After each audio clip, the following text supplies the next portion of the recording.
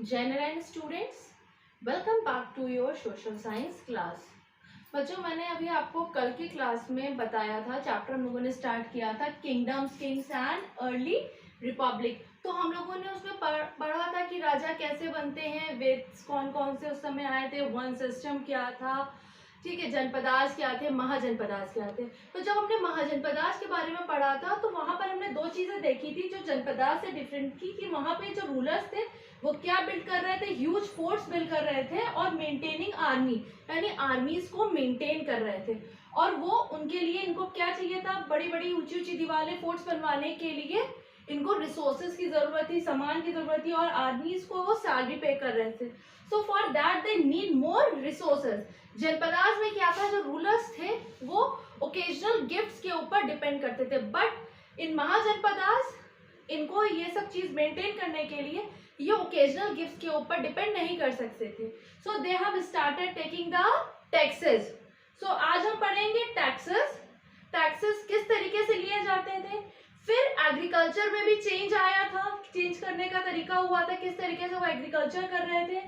फिर हम दो चीजों के ऊपर देखेंगे, a closer look to Magadha and Vajji, these were the two important cities of that time.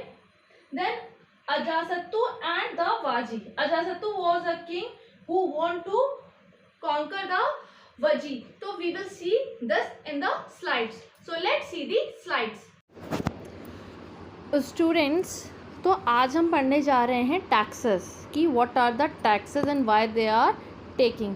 So with increased spending king needed more resources, यानी कि आपने देखा था कि जो राजा थे महाजनपदास के वो फोर्ट्स बिल्ड कर रहे थे, आर्मीज़ को मेंटेन कर रहे थे, जैसा कि मैंने अभी आपको बताया।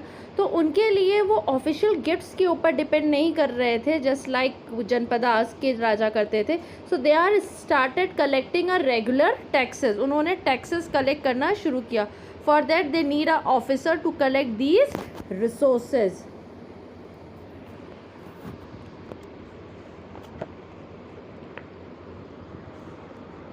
अब जनपदास और महाजनपदास में आपको डिफरेंस पता चल गया है कि इन जनपदास राजा जो थे वो ओकेजनल डिपेंड्स के ऊपर डिपेंड कर रहे थे, जो लोग ला करके देते थे। लेकिन जो महाजनपदास थे वहाँ पर राजाओं ने क्या किया, they are started collecting the regular taxes. Now tax list, उनका टैक्स लेने का जो तरीका था वो क्या था। So they are the taxes on the crops were the most important. क्यों? क्योंकि यहाँ पर जो पीपल्स थे वो ज़्यादातर फार्मर्स थे। So usually tax was fixed at 1/6 of what was produce. जो भी प्रोड्यूस होता था उसका 1/6 उनको एज अ टैक्स देना पड़ता था।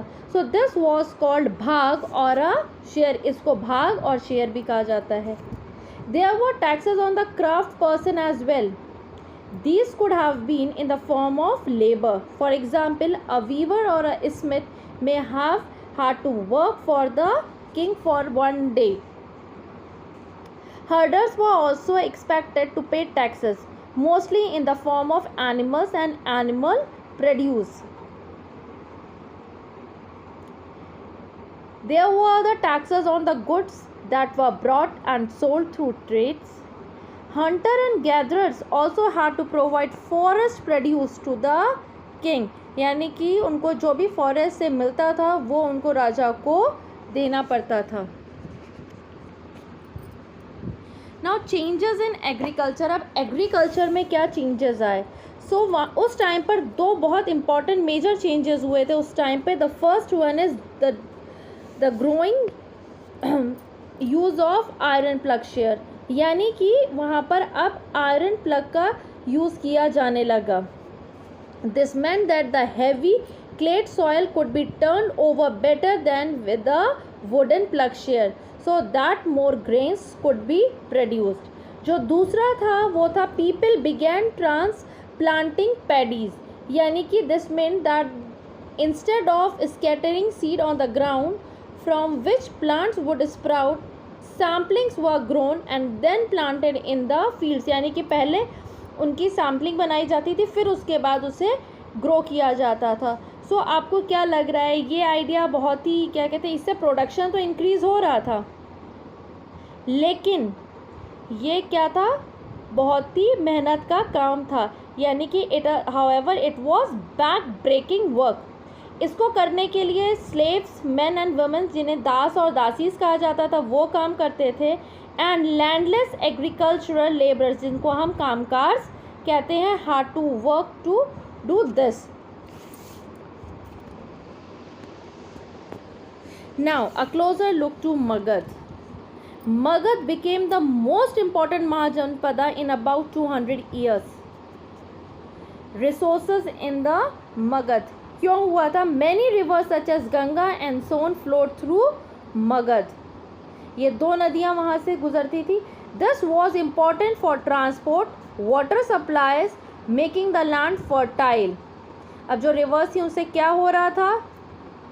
वाटर सप्लाई मिल रहा था, लैंड वहाँ का बहुत फर्टाइल था और ट्रांसपोर्टेशन हो रहा था. So the parts of the Magadh were forested. Benefits of these forest. अब इन फॉरेस्ट से बेनिफिट्स क्या थे? Elephants which lived in the forest could be captured and trained for the armies. Forest also provide wood for building houses, carts and chariots. इसके अलावा वहाँ पर क्या मिल रहा था? आयरन ओर की माइंस थी. So there were the iron mines in the region. Benefit of the mines. अब इनके बेनिफिट्स क्या थे ये मैं आपको बताती हूँ. सो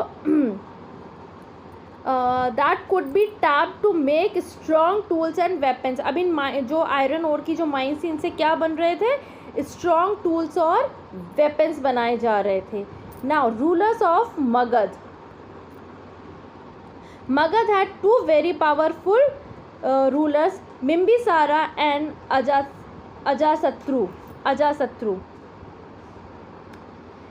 They used all possible means to conquer other Janpadas.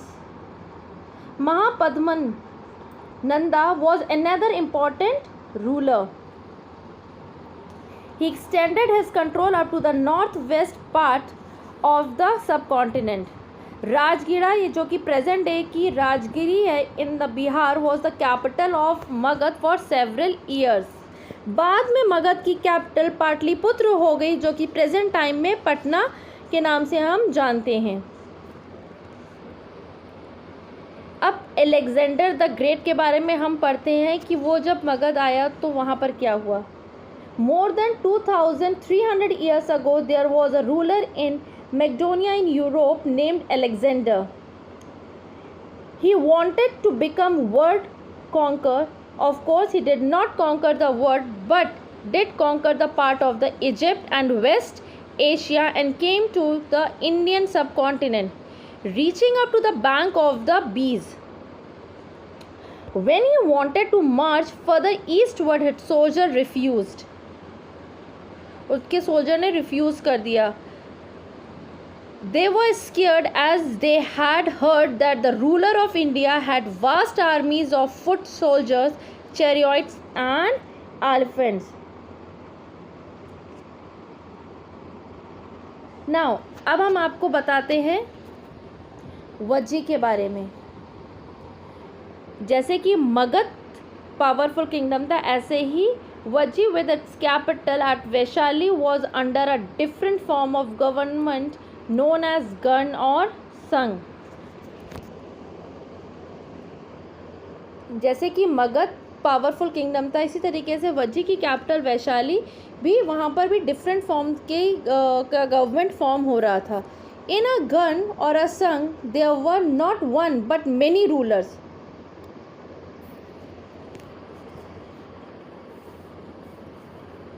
Now what is Gan or Sangh? In a Gan or a Sangh, there were not just one but many rulers. Sometimes even thousands of men ruled together. Each one was known as the Raja. These Rajas performed rituals together. They also met in assemblies and decided what had to be done and how, through discussion and debates. मैं आपको example लेकर के बताती हूँ. If they were attacked by any enemy, they met to discuss what should be done to meet the threat. However, women, das and kamkars, जो कि क्या थे? लेबर थे, लैंडलेस लेबर्स थे, could not participate in these assemblies, और इन assemblies में इनको participate करने की परमिशन नहीं थी। फिर से मैं एक बार आपको गण और संघ के बारे में बता देती हूँ। गण is used for group that has many members. गण का मतलब क्या होता है? एक ग्रुप जिसमें बहुत सारे मेंबर्स होते हैं। संघ मीन्स ऑर्गेनाइजेशन और association.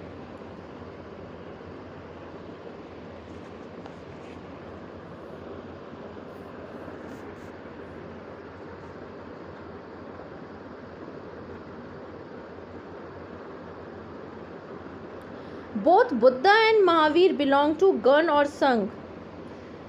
Some of the most vivid description of the life of in the Sangh can be found in the Buddhist book. Buddhist की बुक में गण के बारे में और संघ के बारे में बहुत ही डिटेल दिया गया है, जिसमें एक दिक निकाया करके बुक है जिसमें इसके बारे में लिखा गया है। Written in 2300 years ago, contains some of the speeches of the Buddha. Now अब मैं आपको बताऊंगी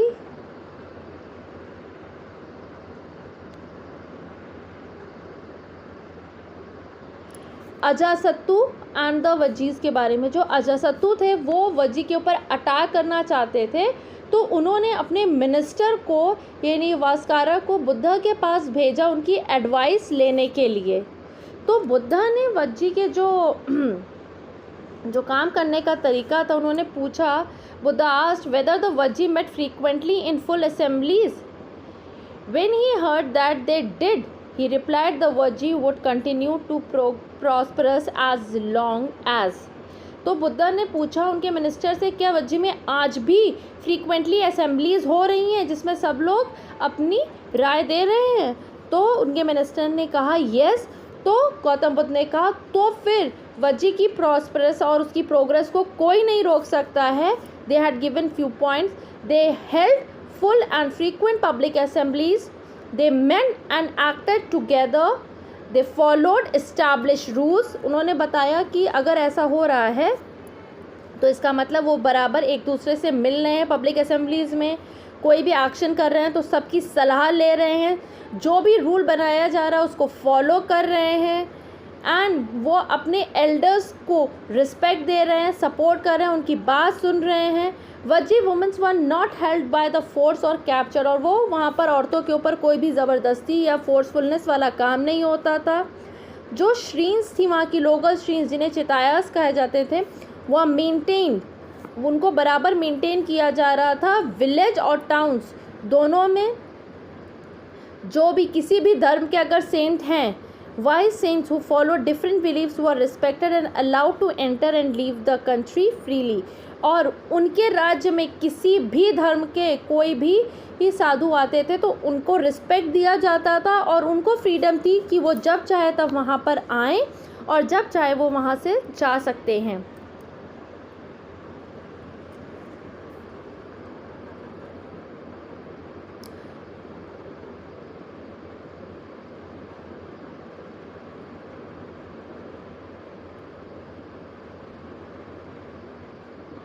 ये हमें अकाउंट जो मिला है जिसके बारे में मैंने अभी बताया, तो ये दिक निकाया जो बुक है उसमें ये मेंशन किया गया था कि वो फ्रीक्वेंट असेंबलीज़ में मिल रहे हैं, कोई भी काम कर रहे हैं तो एक दूसरे की सलाह लेकर के कर रहे हैं, रूल्स को फॉलो कर रहे हैं, एल्डर्स को रिस्पेक्ट दे रहे हैं, वुमेंस के ऊपर फोर्सफुली या कोई भी इस तरीके का दबाव दे करके काम नहीं कराया जा रहा है। श्रीन्स जो कि चितायास जिनको बोला जा रहा है उनको गाँव और शहरों दोनों में मेंटेन किया जा रहा है।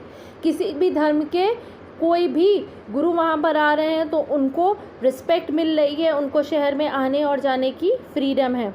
तो उन्होंने कहा अगर वो ये सब कर रहे हैं तो आप उनकी तरक्की को नहीं रोक पाएंगे। गण और संघ, rajas of powerful kingdom try to conquer the sangha, nevertheless they lasted for a very long time till about 1500 years ago. When the last of the Gans or the Sanghs were conquered by the Gupta rulers, about whom you will read in chapter number 11, जिसके बारे में आप chapter number 11 में पढ़ेंगे। यानी कि जो राजा थे वो बहुत ही पावरफुल थे the Raja of the powerful kingdom जो थे उन्होंने बहुत कोशिश करी इन संघ के ऊपर कॉन्कर करने के लिए, लेकिन वो सक्सेसफुल नहीं हुए। लास्ट में गुप्ता रूलर ने इनके ऊपर कॉन्कर हासिल किया था, जिसके बारे में आप आगे पढ़ेंगे। अब इन सब के अलावा मैं आपको एक और चीज़ बताऊंगी, Greece and Athens in your atlas. आपने देखा होगा आपने अपने एटलस में, तो उस टाइम पे करीब अराउंड 2500 ईयर्स अगो जो पीपल थे एथेंस के, वो जो गवर्नमेंट फॉर्म करते थे वो थी डेमोक्रेसी। वहाँ पर जो गवर्नमेंट थी दैट इज़ डेमोक्रेसी, और विच लास्टेड फॉर अबाउट 200 ईयर्स। यानी कि उस समय भी एथेंस में डेमोक्रेटिक गवर्नमेंट फॉर्म हो रही थी। All free men over the age of 30 years were recognized as full citizen. There were then assemblies that met at least 40 times in a year to decide on important matters. 40 बार, एक साल में 40 बार meeting होती थी जिसमें वो important matters पे decision लेते थे। All citizens could attend these meetings. Appointments for many positions were made through lottery. Lottery system के थ्रू वहाँ पर अपॉइंटमेंट्स किए जाते थे। All those who wanted to choose gave in their names and then some were selected through lottery। और जिनको भी वहाँ पर अपना पोजीशन लेनी थी, अपॉइंटमेंट कराने थे, तो वहाँ पे लॉटरी सिस्टम के थ्रू होता था, अपना नाम दिया जाता था कि आप किस पोजीशन पे काम करना चाहते हैं, फिर लॉटरी के थ्रू वहाँ पर नेम निकलते थे। जो भी सिटीज़न वहाँ पर थे, citizens were expected to serve in the army and the navy. Army और नेवी में उनको, जो सिटीज़न थे उनसे एक्सपेक्ट किया जाता था कि वो उसमें सर्व करें। But women's were not considered citizens, and also many foreigners who lived and worked in Athens as merchants and craft person did not have the right as a citizen। Women's, merchants, craft person जो भी foreigners हैं उनको right नहीं था citizens का। Besides, there were the several thousand of slaves in the Athens who worked in mines, fields, household and workshop। They too were not treated as citizen, और उनको भी as a citizen नहीं समझा जाता था। यानी कि जो स्लेव्स थे, वुमेन्स थी या फॉरेनर्स थे, they were not expected as a citizen, और बाकी जो भी सिटीज़न थे उनसे एक्सपेक्ट किया जाता था कि वो नेवी या आर्मी में अपनी सर्विसेज देंगे, ये एक्सपेक्ट किया जाता था उनसे। Today's topic is clear to all of you. If you have any query, you can ask me. So till now, stay home, stay safe. Thank you, class.